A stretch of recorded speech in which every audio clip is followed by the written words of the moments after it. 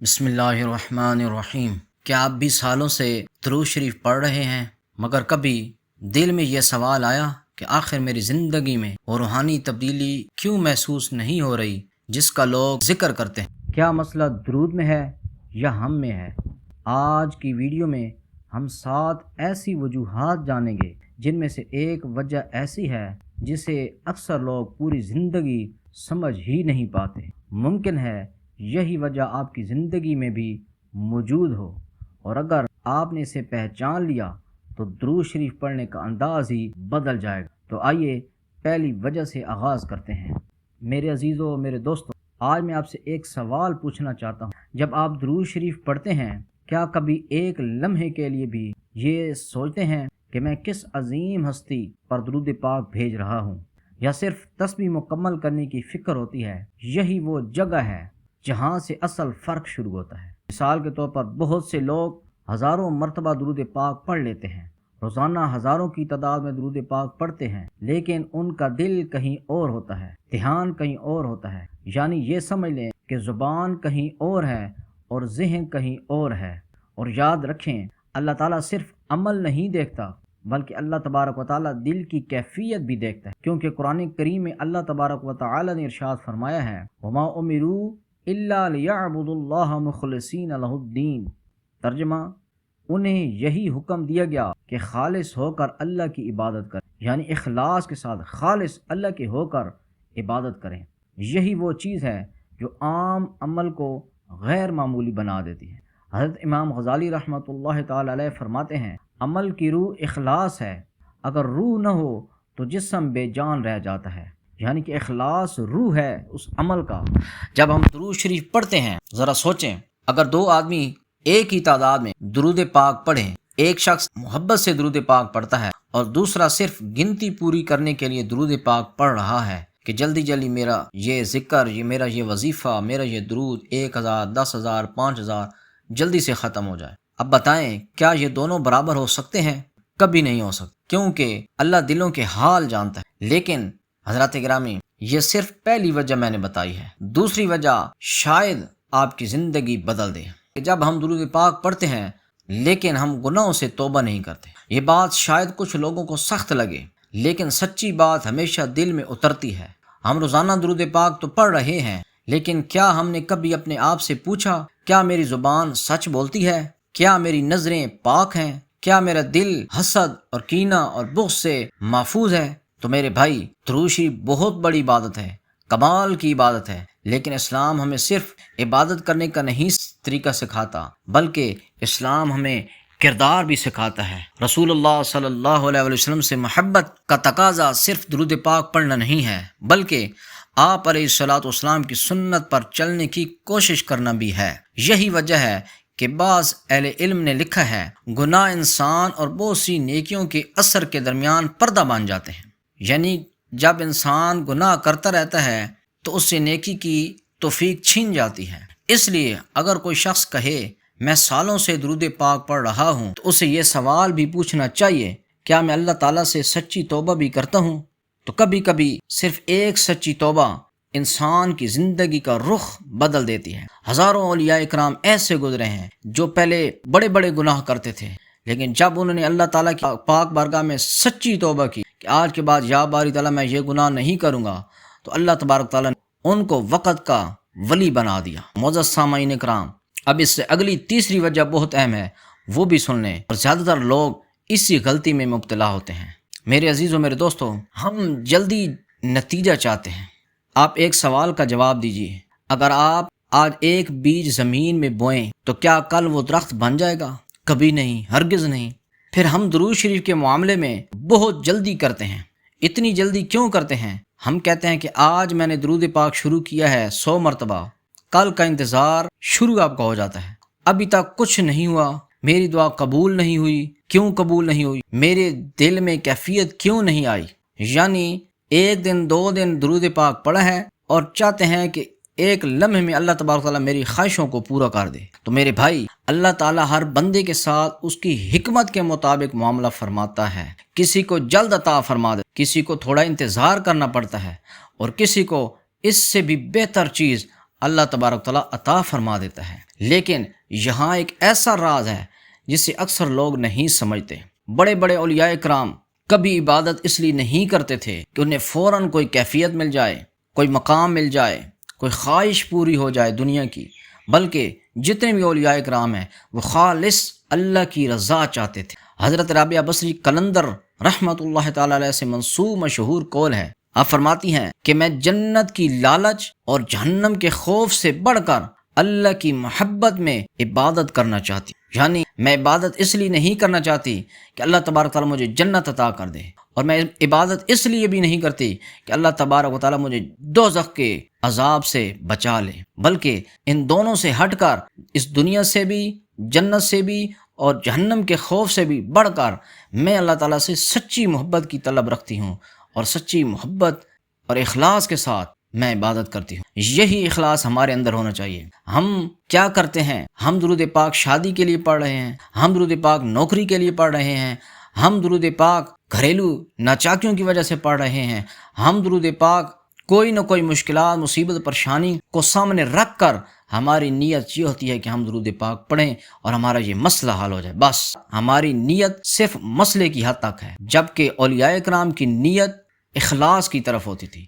وہ ان کو پتہ ہے کہ درود پاک پڑھنے سے ہر کام ہو جاتا ہے، لیکن وہ ان تمام دنیاوی خواہشات کو ترک کر کے وہ صرف اللہ کی رضا کے لیے جب درود پاک پڑھتے ہیں تو اللہ تبارک تعالیٰ ان کے لیے روحانیت کے دروازے کھول دیتا ہے۔ اللہ تبارک تعالیٰ ان کو پھر ولایت کے دروازے ان کے لیے کھول دیتا ہے، ان کو کن کی طاقت دے دیتا ہے۔ تو روحانیت کا اصل دروازہ ہے اخلاص۔ تو حضرات گرامی، اس سے آگے چوتھی وجہ جو شاید ہم سب کے اندر ہو وہ یہ ہے کہ ہم درود پاک تو پڑھتے ہیں مگر سنت کو بھول جاتے ہیں۔ ذرا سوچئے، اگر کوئی شخص کسی سے محبت کا دعویٰ کرے لیکن اس کی بات ہی نہ مانے، ہم درود شریف پڑھ رہے ہیں نبی کریم علیہ السلام کے لیے کہ ہمیں آقا کریم علیہ السلام سے محبت ہو جائے، کیا یہ مکمل محبت ہے؟ رسول اللہ صلی اللہ علیہ وسلم پر درود پاک پڑھنا محبت کی بہت بڑی علامت ہے، لیکن اس محبت کا تقاضا بھی یہ ہے کہ ہم آپ صلی اللہ علیہ وسلم کی سنتوں کو اپنی زندگی میں جگہ بنا دیں۔ چھوٹی چھوٹی سنتیں، مسکرا کر ملنا، سچ بولنا، امانت داری، چھوٹوں پر رحم کرنا، بڑوں کا ادب کرنا، پڑوسیوں کے حقوق، رشتہ داروں کے حقوق، ماں باپ کے حقوق، بہن بھائیوں کے حقوق، یہ سب ان باتوں پر عمل کریں گے تو حضرات گرامی یہ ہماری روحانی ترقی کا بہت بڑا حصہ ہمیں یہیں سے مل جاتا ہے۔ یہاں ایک سوال پیدا ہوتا ہے،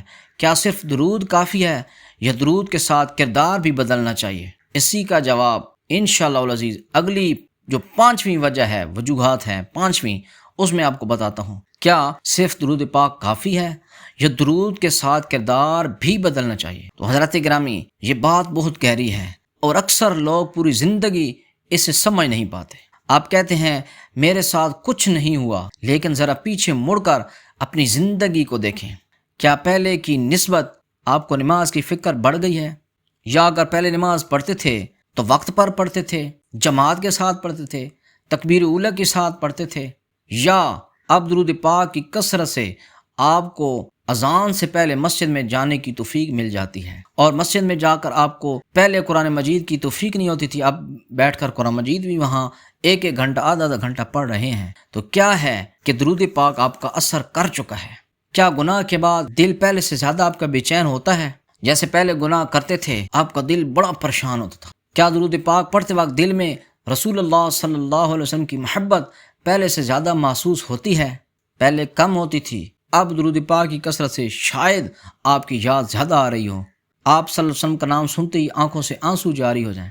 اگر جواب ہاں میں ہے تو میرے بھائی یہی تو تبدیلی ہے۔ ہر تبدیلی خواب نہیں ہے کہ آپ کو روحانی خواب آئیں، آپ کو کشف ہو، آپ کو ولایتیں مل جائیں، آپ کو روحانیت کے بڑے بڑے مشاہدات ہونے شروع ہو جائیں۔ یہ جو اندر کی تبدیلی ہے، جو آپ کے دل کی تبدیلی ہے، آپ کے اندر سکون اطمینان آ جائے، آپ کو عبادت کا ذوق بن جائے، آپ کو بڑوں کا ادب کرنا آ جائے، چھوٹوں پر شفقت کرنی آ جائے، ماں باپ کا ادب احترام کرنا آ جائے، بہن بھائیوں کا خیال رکھنے لگ جائیں، اس طرح اور بہت سے دنیا کے معاملات جو ہیں وہ آپ کے اندر چینجنگ آنی شروع ہو جائے، آپ کی زندگی کے اندر چینجنگ شروع ہو جائے، تو یہ سمجھ لیں کہ درود پاک آپ کے دل پر اثر اندر ہی اندر کر چکا ہے۔ تو اللہ تبارک تعالیٰ خاموشی سے اس درود پاک کی برکت سے بندے کے دل کو بدل دیتا ہے اور بندہ سمجھتا رہتا ہے یار میرے ساتھ تو کچھ بھی نہیں ہوا، کب سے میں درود پاک پڑھ رہا ہوں لیکن مجھے تو کوئی روحانیت نہیں مل رہی، مجھے کوئی کشف نہیں ہو رہا، مجھے کوئی روحانی خواب نہیں آ رہے۔ لیکن حضرات گرامی، درود پاک پہلے اندر کو صاف کرتا ہے، پھر آپ کے ظاہر کو بھی انشاءاللہ پاک کرے گا اور پھر اللہ تبارک تعالیٰ آپ کو بہت کچھ نوازے گا۔ حضرات گرامی، اسی ویڈیو کو آگے سنیں، اس کے بعد 2 وجوہات آخری جو ہیں وہ بڑے ضروری ہیں، وہ آپ سنیں گے، آپ کو شاید اس ویڈیو سے آپ کو سبق مل جائے۔ دیکھیں حضرات گرامی، شاید ہم اللہ تعالیٰ سے رشتہ کمزور رکھ کر صرف نتائج چاہتے ہیں۔ میرے عزیزوں، میرے دوستو، ایک لمحے کے لیے دل پر ہاتھ رکھ کر جواب دیجیے، کیا ہمارا تعلق صرف درود پاک تک محدود ہے یا اللہ تعالیٰ کے ساتھ بھی مضبوط ہے؟